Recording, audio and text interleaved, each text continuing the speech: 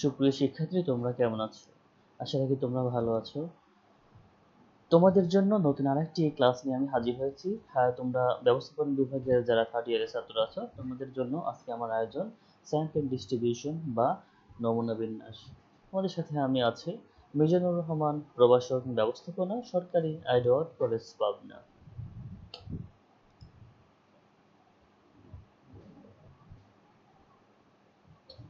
দেখো, আমাদের আলোচনার বিষয় হলো স্যাম্পলিং অ্যান্ড স্যাম্পলিং ডিস্ট্রিবিউশন, অর্থাৎ নমুনায়ন কি এবং নমুনায়ন বিন্যাসটা কি সেই সম্পর্কে আমরা ডিটেলস আলোচনা করব। তোমরা একটা জিনিস খেয়াল করো, তোমরা সবাই কিন্তু এই নমুনার সাথে পরিচিত রয়েছো। তোমরা দেখো যে তোমাদের মা বা বোন যখন রান্না করে, ভাত রান্না করে, তখন দেখবা যে একটা পাতিলে কিন্তু 1 কেজি, 2 কেজি, 3 কেজি, 4 কেজি বা এরকম ভাত রান্না করে, কিন্তু এই সমস্ত ভাত যখন ভাত হলো কিনা দেখার জন্য মাত্র একটা বা দুইটা চাউল দেখে যে ভাতটা হলো কিনা। তো স্যাম্পলিং হচ্ছে এই টেকনিক যেখানে সমস্ত ডেটা নিয়ে কাজ না করে মাত্র একটা বা দুইটা ডাটা বা অল্প কিছু ডাটা নিয়ে কাজ করে দেখা হয়, এবং সেই অল্প কিছু ডাটা সমস্ত ডাটার প্রতিনিধিত্ব হিসেবে কাজ করে। অর্থাৎ অল্প কিছু ডাটা দিয়ে যে আমরা রেজাল্ট পাবো সেটা সমস্ত ডাটা ওই রকমই, সেটা হিসেবে আমরা বলতে পারি। যেমন ওই ভাতের দুইটা বা তিনটা নিয়ে যদি দেখা যায় যে ভাতটা হয়ে গেছে, তখন এরূপ চিন্তা ভাবনা করা হয় যে সম্পূর্ণ ভাতটাই হয়ে গেছে, কিন্তু আসলে সব ভাত হলো কিনা সেটা কিন্তু দেখা হয় না। আমাদের মূলত স্যাম্পলিং বা নমুনায়নের আইডিয়াটা হচ্ছে এটাই, কোনো একটি সমগ্রকে সমগ্রকে তথ্য বিশ্বের সম্পূর্ণ তথ্য থেকে আহ, কাজ না করে যদি ওই তথ্যের কিছু অংশ নিয়ে কাজ করে সম্পূর্ণ তথ্য বিশ্বের একটা বৈশিষ্ট্য পাওয়া যায়, তবে সেই প্রকার যে বিন্যাস, সেই প্রকার বিন্যাসকে বলা হলো স্যাম্পলিং ডিস্ট্রিবিউশন। আজকের ক্লাসটা যদি আমরা শেষ করি, তাহলে আজকের ক্লাস শেষে আমরা যে জিনিসগুলা আমাদের আয়ত্তে চলে আসবে সেটা হচ্ছে ডিফাইন স্যাম্পলিং। আমরা sample distribution, population, finite population, infinite population প্রভৃতি সম্পর্কে জানতে পারবো। ধরো difference between sample and population, আসলে স্যাম্পল এবং পপুলেশনের মধ্যে পার্থক্যটা কি, সেই জিনিসটা আমাদের আজকে ক্লিয়ার হয়ে যাবে। নো স্যাম্পলিং আর নন স্যাম্পলিং ইরর, আমরা যখন স্যাম্পলিংটা করব তখন যে ইররটা হয়, যে ভুলটা হয়, যে বিস্তৃতিটা হয় সেটাকে বলা হয় স্যাম্পলিং এবং নন স্যাম্পলিং ইরর। আমরা স্যাম্পলিং এবং নন স্যাম্পলিং যে ইররটা হয় সেটা সম্পর্কে আজকে আমরা জানতে পারবো। Mathematical problems regarding two sampling, অর্থাৎ স্যাম্পলিং সম্পর্কে যে ম্যাথমেটিক্যাল প্রবলেমগুলো আছে সেগুলো কিভাবে সলিউশন করতে হয় সেগুলো আমরা আজকে শিখে নেব। তাহলে প্রিয় শিক্ষার্থী, তোমরা যারা ব্যবসা শিক্ষা শাখার স্টুডেন্ট, তোমরা যারা ব্যবস্থাপনা ব্যবস্থাপনা স্টুডেন্ট, তোমাদের জন্য এই নমুনা অধ্যায়টি খুবই গুরুত্বপূর্ণ, কারণ নমুনা অধ্যায়টি তোমাদের বাস্তব জীবনের সাথে যদি অক্ষতভাবে সম্পর্কিত। যদি তোমরা উদ্যোক্তা হতে চাও, তাহলে দেখা যাচ্ছে কোনো একটি ব্যবসা বাণিজ্য তোমরা করতে চাও, যদি চেষ্টা করো, তাহলে তোমরা শুরুতে সেই ব্যবসা বাণিজ্যটা কোথায় ফিজিবল হবে, কোথায় লাভজনক হবে, সেটা তোমরা আগেই যাচাই করতে পারবে নমুনায়নের মাধ্যমে। কারণ নমুনায়নে অনেকগুলো উপকার রয়েছে, যেটা আমরা পপুলেশন থেকে যদি আমরা করি তাহলে সেই সুবিধাটা আমরা পাবো না। তাহলে শুরুতে আমাদের যে জিনিসটা জানতে হবে সেটা হচ্ছে হোয়াট ইজ পপুলেশন। আসলে পপুলেশনটা কি? আমাদের যে আমরা আমাদের কিছু টার্ম রয়েছে এই টার্মগুলা আমাদের কি করতে হবে, আমাদের জানতে হবে। যদি আমরা জানি তাহলে নমুনায়ন সম্পর্কে আমাদের জানাটা কমপ্লিট হয়ে যাবে। তাহলে প্রথম যে জিনিসটা জানা হবে সেটা হচ্ছে population. Population is the collection of all possible objects having certain characteristics under a study. অর্থাৎ তোমরা যখন কোনো একটা বিষয় সম্পর্কে স্টাডি করবা, তখন সমস্ত রকম সম্ভাব্য যে বিষয়গুলা আমাদের এই স্টাডির মধ্যে থাকবে, একই একই বৈশিষ্ট্য সম্ভব সমস্ত রকম বিষয়গুলি হচ্ছে পপুলেশন। যেমন ধরো তোমরা ওই যে আমরা বলেছিলাম যে তখন ভাত রান্না করবা, ভাত রান্না করে দেখবা যে আসলে ভাত হলো কিনা, তাহলে ওই সমস্ত ভাত কিন্তু একই রকম ক্যারেক্টারিস্টিক্স, একই রকম বৈশিষ্ট্যের চাউলগুলো, একই রকম বৈশিষ্ট্য, যার ফলে যতগুলা চাউল আছে ওই একই রকম বৈশিষ্ট্যের চাউলগুলো যত আছে সমস্ত কিছু নিয়েই কিন্তু পপুলেশন বা সমগ্র, অর্থাৎ একটা তথ্য বিশ্বের একই বৈশিষ্ট্য সম্পন্ন সমস্ত রকম উপাদানগুলোকেই বলা হবে হলো পপুলেশন। এবার দেখো স্যাম্পলিং, ওই যে আমরা বললাম যে স্যাম্পলিং সমস্ত রকম চাউলগুলা হলো পপুলেশন। এখন সমস্ত রকম চাউলগুলা থেকে আমরা যখন যে পদ্ধতিতে আমরা এই স্যাম্পলটা কালেক্ট করব, স্যাম্পল সেটাকে বলা হবে হচ্ছে স্যাম্পলিং। আমরা প্রথমে আমরা ভাত 2টা বা 4টা নিয়ে একটা কালেকশন করলাম। এখন সেই ভাতটা আমরা কিভাবে নিব? আমরা ভাতটাকে একেবারেই নেব, নাকি এটা জৈবভাবে নিব, নাকি নির্দিষ্টভাবে সিলেক্ট করে নিব, সেই টেকনিকটাই হলো স্যাম্পলিং টেকনিক। অর্থাৎ the method for selecting sample from a population, অর্থাৎ পপুলেশন থেকে আমরা কিভাবে স্যাম্পল কালেকশন করব, সেটাকে বলা হবে হচ্ছে স্যাম্পলিং। তাহলে দেখো এই স্যাম্পলিং এর মধ্যে কিন্তু স্যাম্পল জিনিসটা এসে যাচ্ছে। তাহলে স্যাম্পলটা কি? তাহলে স্যাম্পলিং আমাদের মনে রাখতে হবে পপুলেশন হচ্ছে তথ্য বিশ্বের একই বৈশিষ্ট্য সম্পর্কে সম্পূর্ণ যতগুলো উপাদান রয়েছে সবগুলোই হচ্ছে আমার পপুলেশন। আর সেই উপাদানগুলো থেকে স্যাম্পল বা নমুনা কালেকশন আমরা কিভাবে করতে পারি তার যে পদ্ধতি সেটা হচ্ছে স্যাম্পলিং। আর স্যাম্পল হচ্ছে ওই যে নমুনার কথা আমি বললাম, যে sample is a portion of the element, অর্থাৎ এই সমস্ত রকম যে এলিমেন্টটা পপুলেশন থাকে, যত রকম পপুলেশনের উপাদানগুলো থাকে, এই উপাদানের জাস্ট একটা কিছু অংশ, অল্প কিছু অংশ যেটা আমরা সিলেকশন করি আমাদের মেজারমেন্টের জন্য, আমাদের স্টাডির জন্য, সেইগুলোকে বলা হলো স্যাম্পল। ধরো তুমি যখন তোমরা যখন ভাত রান্না করবে, তখন এই ভাত রান্না তোমাদের যে চাউল রয়েছে, ধরো এই চাউলের সংখ্যা হচ্ছে 5,000 চাউল। তো 5,000 চাউলে তোমরা ভাত রান্না করবা, এবং 5,000 চাউল কিন্তু তোমরা দেখো না যে ভাত হলো কিনা, তোমরা দেখো হচ্ছে 5,000 থেকে তোমরা হয়তো 5টা বা 10টা বা 20টা চাউল নিয়ে দেখো যে ভাত হলো কিনা। তাহলে এই 5,000-এর মধ্যে ওই যে 20টা চাউল নিয়ে তোমরা দেখো, ওই বাকি যে চাউলগুলো তোমরা দেখো না, সবগুলো কিন্তু একই রকম বৈশিষ্ট্য সম্পন্ন, অর্থাৎ একই রকম বৈশিষ্ট্য সম্পন্ন। বাকি তথ্য বিশ্বের যত উপাদান রয়েছে তার থেকে কিছু অংশ নিয়ে যখন কাজ করা হয় সেটাকে বলা হবে হচ্ছে স্যাম্পল। যেমন হচ্ছে কয়েকটি 5টা 10টা, ওই 5টা 10টা নিয়ে আমরা যে কাজ করি সেটাকে হচ্ছে স্যাম্পল। এখন দেখো ফাইনাইট পপুলেশন। তাহলে ফাইনাইট পপুলেশন এটা আসলে কি? এখানে দেখো ফাইনাইট পপুলেশন হচ্ছে সসীম সমগ্র, সসীম অর্থাৎ যেটার একটা সীমা রয়েছে, সসীমর একটা সীমা রয়েছে যেটা কাউন্ট করা যায়। আমরা কোনো জিনিস যখন কাউন্ট বা গণনা করে একটা সীমা পর্যন্ত আমরা কিন্তু গণনা করতে পারি, সেই সীমা পর্যন্ত কে বলা হবে হলো ফাইনাইট পপুলেশন। দেখো এখানে ফাইনাইট পপুলেশন সম্পর্কে কিভাবে সংজ্ঞায়িত করা হয়েছে।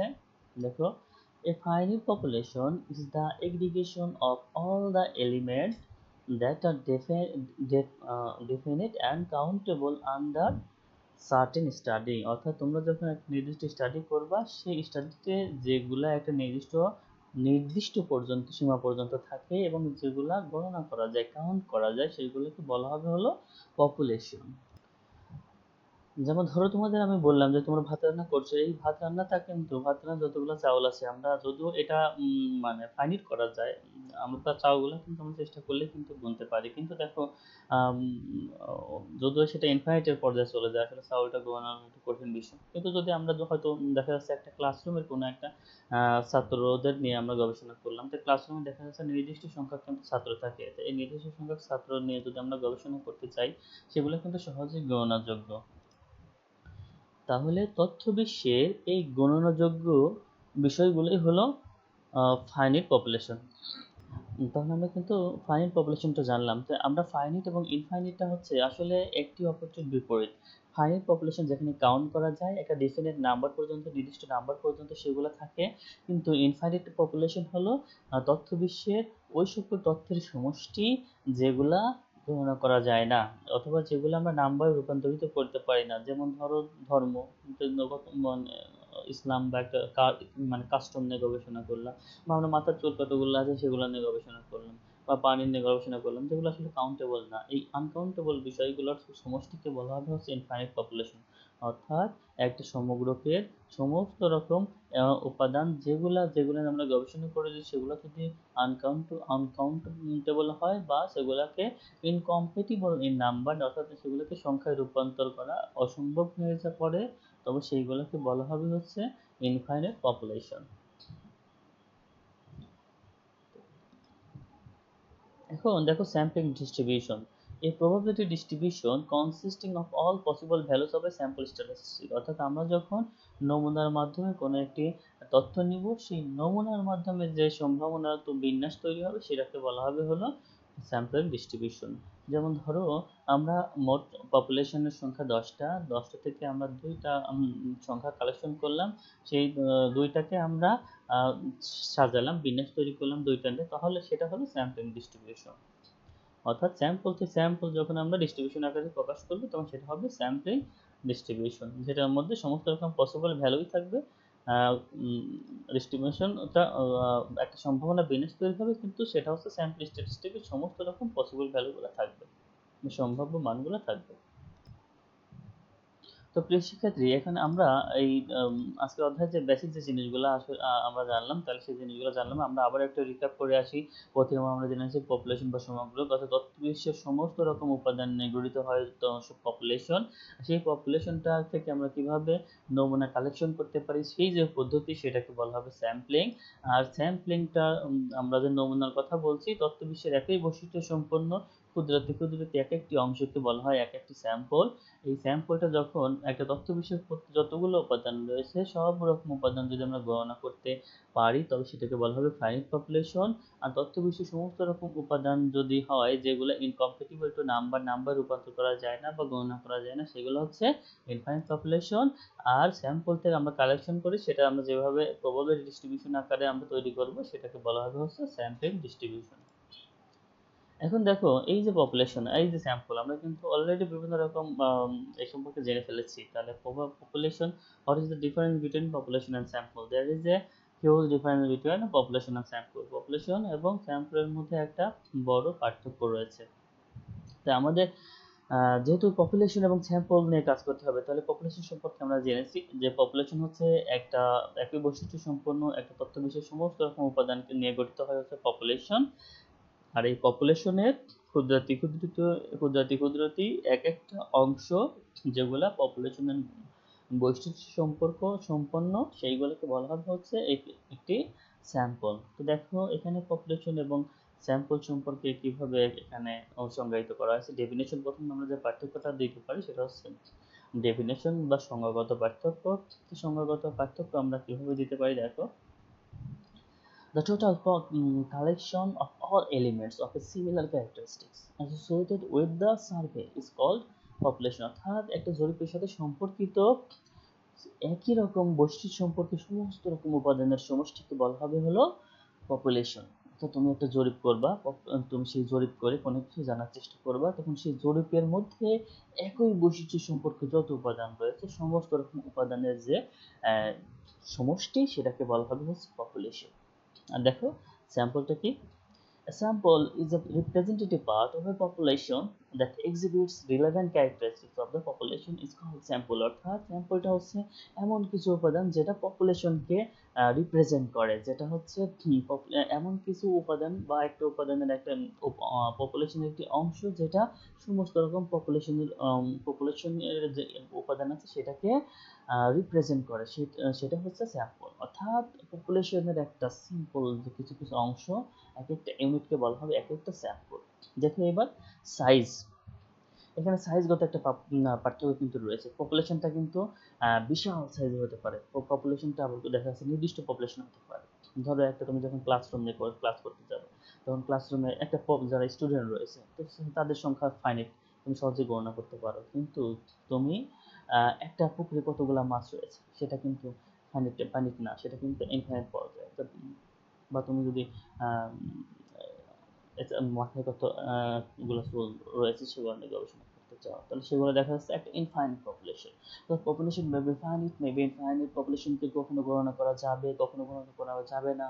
পপুলেশনটা হবে বিশাল আকারের, সেটা সব সেটার কোনো সীমা থাকতে পারে, সীমা নাও থাকতে পারে, কিন্তু size of sample is always finite, কিন্তু স্যাম্পলের সাইজটা হবে গণনাযোগ্য। ধরো তোমার স্যাম্পল যদি 1 কোটি হয়, তোমার সেটা তুমি 1 কোটি বা ইনফাইনাইট পর্যায়ে গণনা অযোগ্য কোটি কোটি কোটি কোটি কত কোটি ঠিক নেই, কিন্তু সেই কোটি কোটি অগণিত অংশ থেকে তুমি কি করবা, জাস্ট 1 লক্ষ বা 100 বা 500 50 জন 20 জন নিয়ে তুমি কাজ করবে, সেটা হচ্ছে স্যাম্পল। অর্থাৎ স্যাম্পল ইজ ফাইনাইট, স্যাম্পলটা অবশ্যই গণনাযোগ্য হতে হবে। এখন দেখো ইরোরটা কেমন হয়। পপুলেশনের ক্ষেত্রে কেমন এরর হয় এবং স্যাম্পলের ক্ষেত্রে কেমন কেন এরর হয়, কারণ এররটা আমাদের জানতে হবে যে আমরা পপুলেশন নিয়ে কাজ করব নাকি স্যাম্পল নিয়ে কাজ করব। পপুলেশন নিয়ে কাজ করলে আমাদের কেমন ভুল হতে পারে, স্যাম্পল নিয়ে কাজ করলে কেমন ভুল হতে পারে। যেহেতু আমরা স্যাম্পল ছোট কিছু উপাদান নিয়ে আমরা কাজ করব, অবজেক্ট নিয়ে কাজ করব, অল্প কিছু অবজেক্ট নিয়ে কাজ করব, তাহলে সেখানে ভুল হওয়ার সম্ভাবনাটা বা কেমন।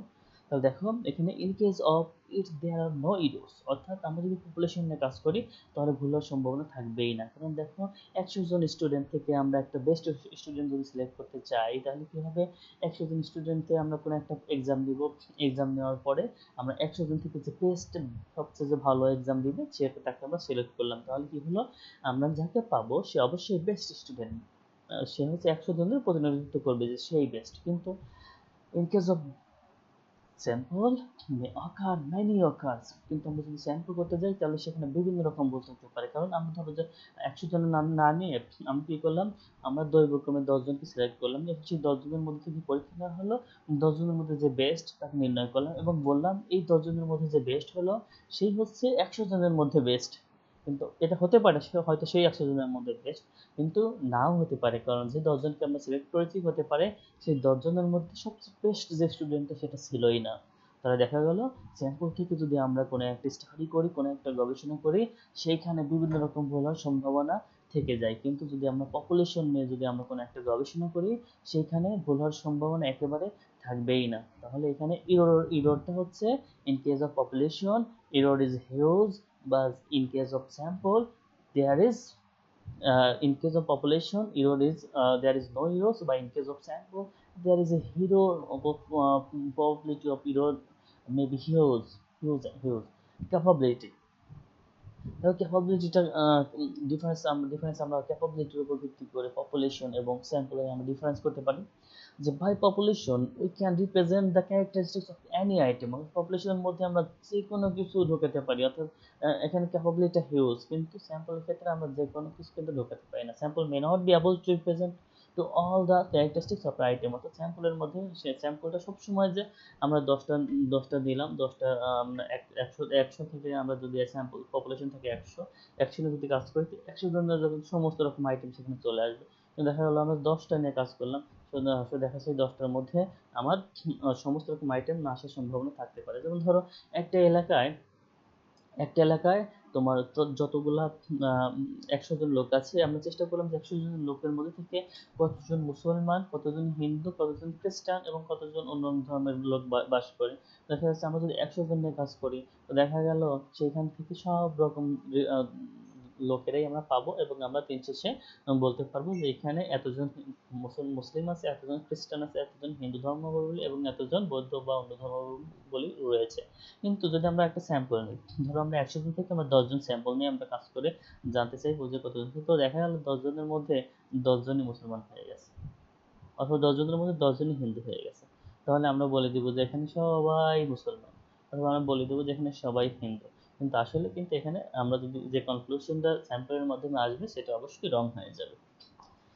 তো দেখো comparison with set, it is the universal set.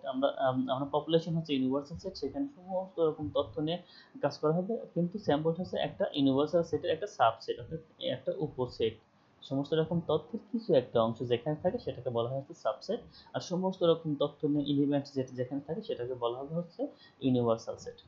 Calculation it's impossible to calculate, পপুলেশনটা কিন্তু ভেরি ডিফিকাল্ট টু ক্যালকুলেট, কারণ পপুলেশন হিউজ একটা অ্যামাউন্ট নিয়ে আমাদের কাজ করতে হয়, হিউজ একটা অ্যামাউন্ট নিয়ে আমরা কাজ করি, সেটা একটা ক্যালকুলেট করবো, সেটা একটা জটিল একটা বিষয়, কঠিন একটা বিষয়। কিন্তু দেখা যাচ্ছে যে স্যাম্পল নিয়ে আমরা যদি কাজ করি অল্প কিছু ইনফরমেশন সহজে আমরা সেটা ক্যালকুলেট করতে পারি। এখন এই যে পপুলেশন সম্পর্কে জানলাম আমরা, স্যাম্পল সম্পর্কে জানলাম, তাহলে আমাদের পপুলেশন থেকে যদি আমরা একটা জরিপ যদি পপুলেশনের মাধ্যমে করতে চাই তাহলে সেটা বেটার হবে নাকি স্যাম্পলের মাধ্যমে করতে চাই সেটা বেটার হবে। স্যাম্পল সার্ভে এবং পপুলেশন সার্ভে দুটোর মধ্যে আসলে পার্থক্যটা বা কি সেটাও আমাদের অবশ্যই জানা প্রয়োজন। তাহলে আমরা এখানে so the difference between census survey and sample survey. Census survey সুমারি জরিপ এবং স্যাম্পল সার্ভে হচ্ছে নমুনা জরিপ। সুমারি জরিপ এবং নমুনা জরিপ কি এবং সেটার পার্থক্যগুলো আমরা কিভাবে করতে পারি এখানে চলো সেই জিনিসগুলো নিয়ে আমরা এখানে আলোচনা করি। দেখো এখানে census survey, census survey is the complete enumeration of all the items in the population, অর্থাৎ সেন্সাস সার্ভে বা নমুনা জরিপ হচ্ছে একটা কমপ্লিট কোনো জিনিস সম্পর্কে একটা যেখানে সমস্ত রকম আইটেমের একটা পরিপূর্ণ বর্ণনা থাকবে, পরিপূর্ণ কালেকশন থাকবে, সেটা হচ্ছে census survey. Sample survey is the ইনুমিনেশন of the representative part of the population, অর্থাৎ পপুলেশনের যে কিছু অংশ যা পপুলেশনকে রিপ্রেজেন্ট করে, আহ, এরকম কিছু বিষয় নিয়ে গঠিত হয়। যদি কাজ করতে সেটাকে বলা হবে যে স্যাম্পল সার্ভে। তো time, in case of census survey huge time is required, huge তুমি যখন একটা সেন্সাস সার্ভে করবে, সময় রিজার্ভ করবে, তোমার অনেক অনেক টাইম দরকার হবে, কারণ তোমরা সমস্ত রকম পপুলেশনের সেখানে তোমরা সমস্ত রকম পপুলেশন নিয়ে কাজ করতে পারবে, কোনো পপুলেশনের বিচ্যুতি ঘটানো যাবে না। কিন্তু যখন তোমরা স্যাম্পল করবা তখন কিন্তু তোমরা সহজেই সেটা অল্প টাইমের মধ্যে কমপ্লিট করতে পারো, কারণ সেখানে অল্প টাইমের মধ্যে সবকিছু হয়ে যাবে। Efficiency, her investigators need not to be efficient. দেখো, হিউজ একটা পপুলেশন রয়েছে, সেখানে তোমরা 1 লক্ষ লোক রয়েছে, ধরো 1 লক্ষ লোকের উপরে কাজ করবে, তো 1 লক্ষ লোকের থেকে তারা তাদের রুচি, তারা কোন প্রোডাক্টটা পছন্দ করে তোমরা জানার চেষ্টা করবে, ধরো সেটার উপর। তাহলে 1 লক্ষ লোক থেকে যখন তুমি জানতে চাইবা, সেখানে যে কেউ গিয়ে কিন্তু জিজ্ঞেসগুলো করলেই হয়ে যাবে। কিন্তু যখন আমরা সেখান থেকে 1 লক্ষ লোক থেকে শুধুমাত্র 100 জনের উপর আমরা কাজ করবো, সেটাকে বলা হবে স্যাম্পল সার্ভে। সেই 100 জনের উপর যখন আমরা নিয়ে 1 লক্ষ জনের সমাধান বা কনক্লুশন করতে চাইবো, তখন অবশ্যই এই 100 জনকে কিভাবে সিলেকশন করতে পারি, কিভাবে 100 জনকে এমনভাবে আমরা প্রশ্নমালা সেট আপ করতে পারি, যাতে কি হয় কোশ্চেনিয়ার সেট আপ করতে পারি, যাতে আমাদের 100 জনের থেকে আমরা 1 লক্ষ জনের প্রতিনিধি করতে পারি, এরকম প্রশ্নগুলোর উত্তর পেয়ে যেতে পারি। অর্থাৎ এখানে দক্ষতার একটা ব্যাপার রয়েছে। তাহলে in case of efficiency, here investigators need not be efficient, but in case of sample survey, here investigator must be efficient, বা দক্ষ হতে হবে। মানে in CSS survey huge money is required. দেখো, যখন তুমি যদি পপুলেশন করো, সেখানে হিউজ একটা এলিমেন্টস থাকবে, অবজেক্টস থাকবে। হিউজ অবজেক্টগুলো কালেকশন করার জন্য তোমার অনেক টাইমের দরকার আছে, সেখানে অনেক পার্সোনাল লাগবে, অনেক কর্মী লাগবে। অনেক পার্সোনাল, অনেক কর্মী মিলে তোমার এখানে তথ্যগুলো তোমাকে কালেকশন করে দিবে, তাহলে এই হিউজ একটা সময়ের প্রয়োজন। কিন্তু যখন তুমি স্যাম্পলের মাধ্যমে কাজগুলো করবা, তখন কিন্তু তোমার আর হিউজ সময় দরকার হচ্ছে না, তুমি অল্প সময়ের মধ্যেই কিন্তু তখন কাজগুলো কমপ্লিট করতে পারবা। স্কোপ, আহ, এখানে সেন্সাস সার্ভের মধ্যে করে তোমার স্কোপটা কিন্তু 16 লাখ, তোমার হিউজ একটা পপুলেশন আছে, হিউজ পপুলেশন থেকে তুমি কাজ করবা, সেখান থেকে তোমার পছন্দ মতো সমস্ত রকম তথ্যগুলা তুমি কালেকশন করতে পারবে। কিন্তু স্যাম্পল সার্ভে স্কোপটা লিমিটেড বা ন্যারো স্কোপ, এখানে অল্প কিছু জন্য তুমি কাজ করবে, অল্প উপাদান নিয়ে কাজ করবে, অল্প অবজেক্ট নিয়ে কাজ করবে, তোমার অনেক সময় তোমার পছন্দ মতো কোনো অবজেক্ট নাও পেতে পারো। Investigator, here a great number of investigator is required। তুমি যখন সেন্সাস সার্ভে করবে, তখন এই যে কোশ্চেনিয়ার তৈরি করে সেগুলা দ্বারা তোমার ইনভেস্টিগেশনের মাধ্যমে তো তদন্ত করে সঠিক তথ্য যাচাই করার জন্য অনেক রকম investigator, huge number of great number of investigator দরকার পড়বে। কিন্তু তোমার স্যাম্পল সার্ভের মধ্যে যদি করতে চাও, তাহলে সেখানে কিন্তু are great number of investigator প্রয়োজন পড়ে না, সেখানে লিমিটেড কিছু ইনভেস্টিগেটর হলেই কিন্তু সম্ভব। Error, here non sampling error is high. এখানে নন স্যাম্পলিং এররটা হাই হয়, কারণ হিউজ একটা তথ্য থেকে তুমি যদি তথ্য কালেক্ট করো, সেখানে বিভিন্ন রকম ভুল হতে পারে। কিন্তু স্যাম্পল সার্ভের ক্ষেত্রে নন স্যাম্পলিং এররটা লো, সেখানে নন স্যাম্পলিং অনমুনায়ন যে ভুল বিচ্যুতিগুলো রয়েছে সেগুলো কম। এখানে অ্যাপ্লিকেশন দেখো, ফর এক্সাম্পল পপুলেশন সার্ভে। দেখো, যখন যখন এই যে পপুলেশন সার্ভেটা করা হয়, বা আমাদের যে আদমশুমারি হয়, আদমশুমারিটা কিন্তু এখানে কিন্তু স্যাম্পল সার্ভে করা হয় না, যতজন জনগণ আছে সমস্ত রকম জনগণের উপরে সার্ভিস করা হয়, সেটা হচ্ছে সেন্সাস সার্ভে বা সুমারি জরিপ। পপুলেশন সার্ভে একটা সুমারি জরিপ। Sample data collected from population, যখন এই পপুলেশন থেকে কোনো একটু অল্প কয়েকজন নিয়ে কাজ করা হয়, সেটা হচ্ছে একটা স্যাম্পল সার্ভে। তাহলে প্রিয় শিক্ষার্থী, আমরা কিন্তু যে জিনিসগুলো জানলাম, এর উপর ভিত্তি করে আমরা এখনো কিন্তু একটা কিছু প্রশ্নের মধ্যে জিজ্ঞাসা করতে পারি, যে এখানে আমরা কিন্তু স্যাম্পল পপুলেশনের মধ্যে পার্থক্য জানলাম, সেন্সাস সার্ভে পপুলেশন সার্ভের মধ্যে পার্থক্য জানলাম, দুটোর মধ্যে কোনটা বেটার হয় আমরা কিন্তু সেটা বুঝে গেছি।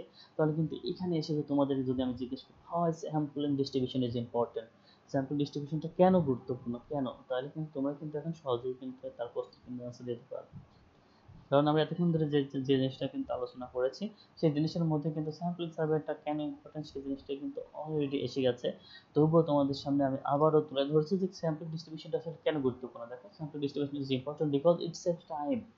স্যাম্পল ডিস্ট্রিবিউশনটা খুবই গুরুত্বপূর্ণ একটি বিষয়, কারণ এটা সময় বাঁচায়। ধরো তুমি তোমার সমস্ত রকম যে উপাদান রয়েছে, সমস্ত রকম উপাদানের যতগুলা রোগ রয়েছে, তার সংখ্যা 1 লক্ষ।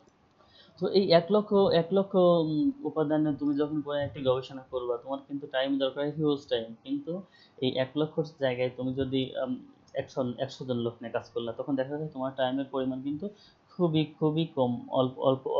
অল্প রকম টাইম হলেই কিন্তু সেটা সম্ভব। তাহলে আমরা কিন্তু এখানে দেখলাম যে আসলে টাইমটা কিন্তু অনেক টাইম বাঁচায়। কারণ তোমার ১,০০,০০০ লোক নিয়ে তুমি যদি গবেষণা করো, কখনো দেখা যায় এত সময় দরকার হবে যে তুমি যদি ক্ষুদ্রাতি কোনো অর্গানাইজেশনের মধ্যে থাকো, তাহলে তোমার পক্ষে এই ক্ষুদ্রাতি একটা অর্গানাইজেশনের ওই হিউজ একটা টাইম শুধুমাত্র কোনো একটি উপাদান গবেষণা করার জন্য আহ, ব্যয় করা, এটা অনেক সময় পসিবলই হবে না। তাই দেখা যাচ্ছে যে এই স্যাম্পলিংটা, যদি আমরা স্যাম্পলিং টেকনিকে যাই, তাহলে দেখা যাচ্ছে যে আমাদের সমস্ত রকম বিগ অর্গানাইজেশনেরও যেমন সময় অপচয় হ্রাস করবে, তেমনি ছোট ছোট অর্গানাইজেশনের ক্ষেত্রেও কিন্তু এই টাইমটা একেবারে কম দরকার হবে এবং তারা বিভিন্ন রকম গবেষণা করতে সক্ষম হবে।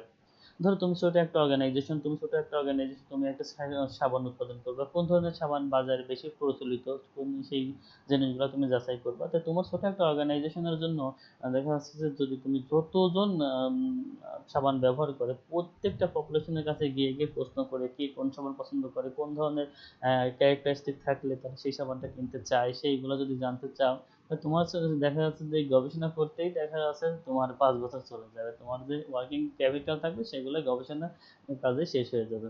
তো দেখো সেভ কস্ট, শুধুমাত্র যে সময় বেশি লাগে তা না, কিন্তু সময়ের সাথে সাথে কিন্তু এইখানে এখানে কিন্তু একটা খরচের ব্যাপার আছে। ছোট অর্গানাইজেশনের ক্ষেত্রে কিন্তু বিশেষ করে এই হিউজ একটা কস্ট বেয়ার করা কঠিন। শুধুমাত্র ছোট অর্গানাইজেশনের, যত বড় অর্গানাইজেশন রয়েছে সবার জন্য কিন্তু টোটাল পপুলেশন সার্ভে থেকে যদি তুমি কোনো একটা ডাটা সংগ্রহ করতে চাও, তাহলে যে পরিমাণ খরচটা হয় সেটা হিউজ একটা খরচ। সেটা আসলে খুবই গুরুত্বপূর্ণ বিষয়গুলো ছাড়া পপুলেশন সার্ভে করা একেবারে, সেন্সাস সার্ভে করা একেবারেই অনুচিত।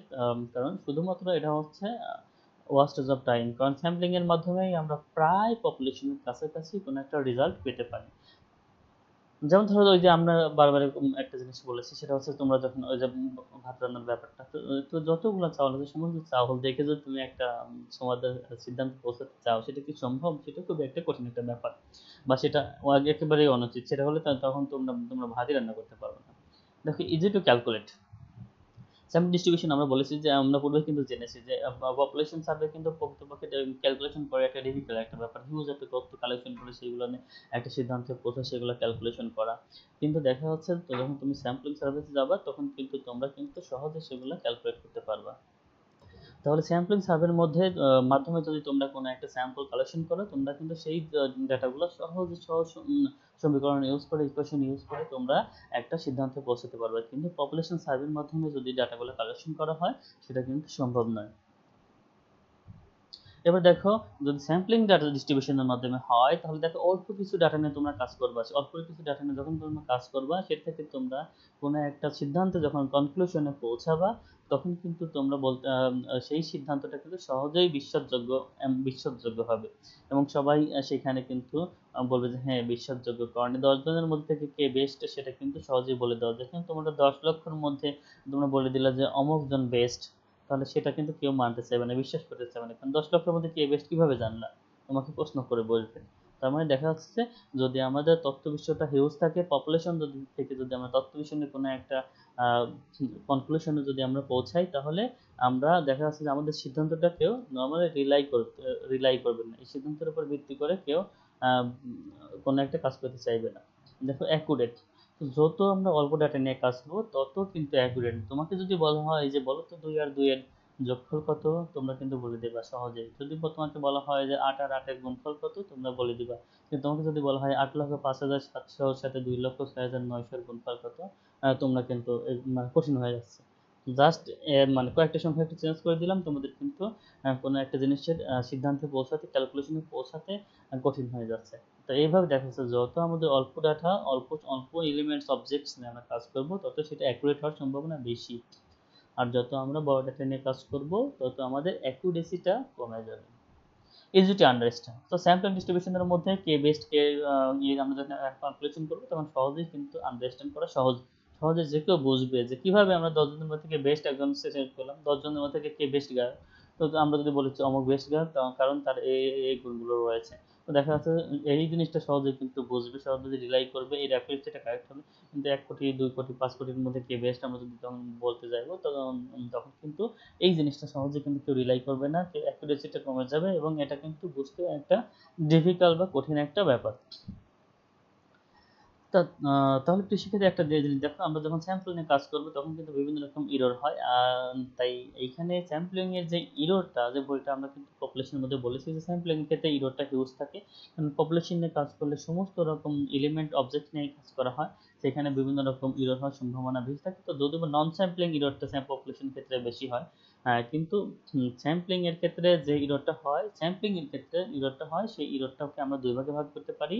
অর্থাৎ নমুনা জরিপের মাধ্যমে যদি কোনো একটা আমরা কাজ করি, সেটাকে আমরা দুই ভাগে ভাগ করতে পারি। একটাকে বলা হচ্ছে স্যাম্পলিং এরর, আর একটাকে বলা হয় হচ্ছে নন স্যাম্পলিং এরর। এখন স্যাম্পলিং এররটা কি আর নন স্যাম্পলিং এররটা কি, তোমাদের জন্য যে কোনো পরীক্ষাতে খুবই গুরুত্বপূর্ণ একটা বিষয়। তো আমরা চলো জেনে নিই যে স্যাম্পলিং এরর এবং নন স্যাম্পলিং এররটা আসলে কি। দেখো sampling error, the errors that arises due to drawing inference about a population based on sampling is known as sampling error.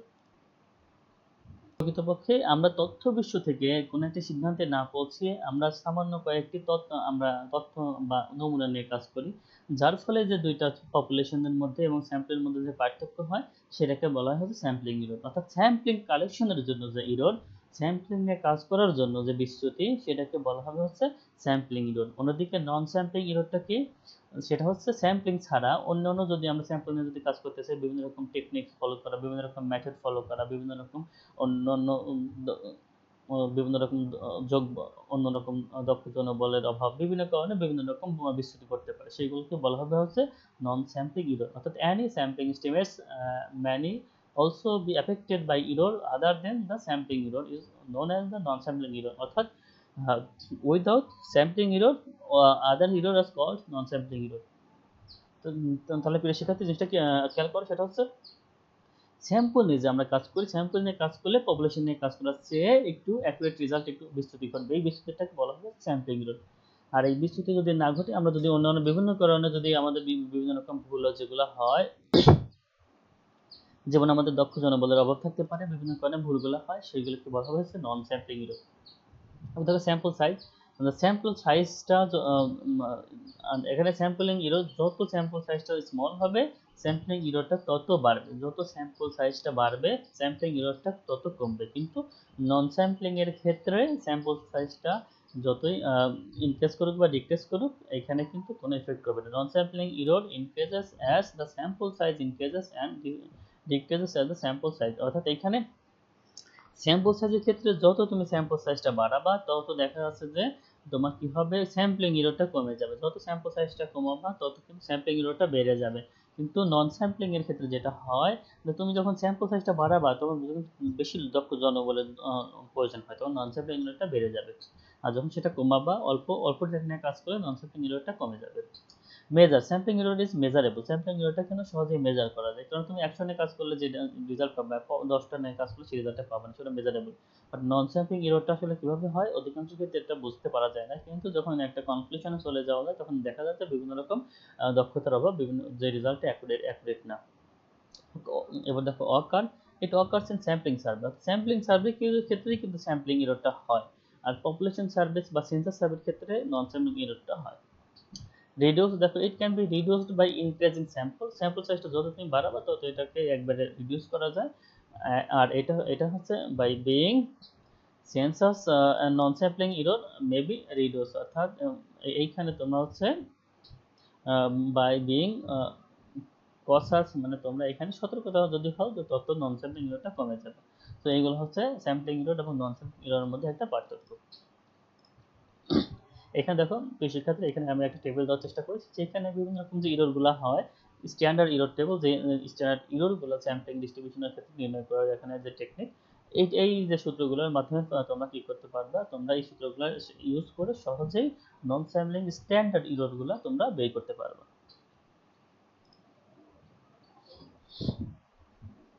এখন দেখো some mathematical problems regarding sampling distribution। দেখো এখানে a population consists of the 5 member, একটা 5 member একটা population, দেখো 2, 3, 6, 8 and 11। Consider all possible sample of the size 7, যেখানে sample size 2, population size দেখো 5, sample size 2, can be drone with and without replacement, দুইটা এখানে সম্ভাবনা আছে। উইথ রিপ্লেসমেন্ট এবং উইদাউট রিপ্লেসমেন্ট এবং কাজগুলো করতে হবে। প্রথমে যে জিনিসটা বের করতে হবে সেটা হচ্ছে the mean of the population, পপুলেশনের মিন বের করতে হবে। Standard division of the population, population standard division বের করতে হবে। Mean of the sampling distribution of mean, অর্থাৎ স্যাম্পলিং ডিস্ট্রিবিউশনের আমার মিন বের করতে হবে। আর standard division of sampling distribution of mean, অর্থাৎ আমার স্যাম্পলিং ডিস্ট্রিবিউশনের গড় থেকে আমার স্ট্যান্ডার্ড ডিভিশন বের করতে হবে। এখানে দেখো প্রবলেমটা হচ্ছে স্যাম্পল ডিস্ট্রিবিউশন অফ মিন নিয়ে। তাই স্যাম্পল ডিস্ট্রিবিউশন অফ মিন এর যে প্রবলেমটা হয় সেটা কিন্তু মিন বের করার মাধ্যমে স্যাম্পল ডিস্ট্রিবিউশন করা হলে সেটাকে বলা হবে স্যাম্পল ডিস্ট্রিবিউশন মিন। দেখো এখানে পপুলেশনের যে মিন আছে, আমরা জানি summation X I by N. দেখো সামেশন এক্স আই সমস্তগুলোর যোগফল দিয়ে 5 দ্বারা ভাগ দিয়েছি, আমরা 6 পেয়ে গেছি। এখানে standard deviation sigma square summation X minus mu whole square by N, আমরা সূত্রটা কিন্তু আগেই জানি। আমরা স্ট্যান্ডার্ড ডিভিয়েশন বা আদর্শ বিস্তৃতি বিস্তার পরিমাপে জেনেছি। তো দেখো এখানে সমস্ত রকম ভ্যারিয়েবল থেকে আমরা যদি গড়ের বিয়োগ দিই, সেটার বর্গমূলকে আমরা যদি সমস্ত রকম যোগ করে যতগুলো উপাদান দ্বারা ভাগ করি সেটাকে বলা হবে স্ট্যান্ডার্ড ডিভিয়েশন। সেটাই দেখো করা আছে। 2 থেকে 6 বিয়োগ দিয়ে গুণ দেওয়া আছে, 3 থেকে 6 বিয়োগ দিয়ে গুণ দেওয়া আছে, 8 থেকে 6 বিয়োগ দিয়ে গুণ দেওয়া, সবগুলো যোগ করে 5 দ্বারা ভাগ করা হয়েছে। আমরা স্ট্যান্ডার্ড ডিভিয়েশন পেয়ে গেছি 10.8 কে আমরা সিগমা স্কয়ার পেয়ে গেছি, সিগমা সমান 3.29। তাহলে আমরা এটা নরমাল মিন অফ পপুলেশন 1 নম্বর সলিউশন। 1 নম্বর যেটা চেয়েছে মিন অফ পপুলেশন আর স্ট্যান্ডার্ড ডেভিয়েশন অফ পপুলেশন আমরা পেয়ে গেছি। তো এখন দেখো উইথ রিপ্লেসমেন্টে আমরা 5টা ডাটা নিয়ে যদি আমরা কাজ করি, উইথ রিপ্লেসমেন্টে টোটাল স্যাম্পল সাইজ হচ্ছে দেখো এখানে টোটাল স্যাম্পল সাইজ হচ্ছে 25টা।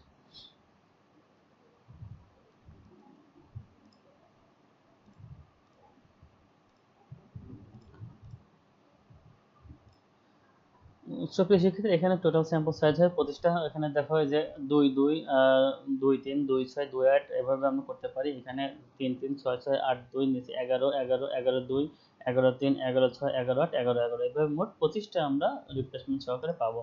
এখন সেইগুলো যদি আমরা গড় করি, দেখো এখানে করেসপন্ডিং স্যাম্পল মিনের মধ্যে 2 আর এখানে দেখো 2 2 4 যার গড় 2 2 3 5 যার গড় আড়াই, 2 আর 6 8 যার গড় 4, 2 আর 8 10 যার গড় 5, 2 আর 11 13 যার গড় 6.5। দেখো এখানে কিন্তু সেইগুলো করা আছে 2 আড়াই 4 5 6.5। সমস্ত যতগুলো আমরা বিন্যাস সবগুলোর গড় নিয়ে আমরা কিন্তু এখানে নতুন একটা বিন্যাস তৈরি করেছি। তো সেটা এই নতুন বিন্যাসের মেইনটা হচ্ছে যতগুলো গড় আছে সবগুলোর sum of all sample divided by এখানে টোটাল যতগুলো স্যাম্পল রয়েছে। তাহলে এই এই গড়টার যোগফল হচ্ছে 150 আর সংখ্যাটি হচ্ছে 25টা। আমরা কিন্তু মিউ সমান সমান মিউ এক্স পেয়ে গেছি ওখানে, অর্থাৎ পপুলেশনের মিন এবং স্যাম্পলের মিনটা আমরা ইকুয়াল পেলাম। তো এখানে দেখো পপুলেশনের স্ট্যান্ডার্ড ডিভিয়েশন, আমরা স্ট্যান্ডার্ড ডিভিয়েশন সূত্র বের করেছি। এখানে স্ট্যান্ডার্ড ডিভিয়েশন অফ স্যাম্পলিং এর সূত্র আমরা ইউজ করেছি এবং ইউজ করে এখানে একটা মান পেয়েছে 2.32। এখানে আমরা দেখলাম যে স্যাম্পল ডিস্ট্রিবিউশন স্ট্যান্ডার্ড ডিভিয়েশনটা হচ্ছে স্ট্যান্ডার্ড বড়, এখানে স্যাম্পল ডিস্ট্রিবিউশনের স্ট্যান্ডার্ড ডিভিয়েশনটা ছোট আর পপুলেশন স্ট্যান্ডার্ড ডিভিয়েশনটা বড়।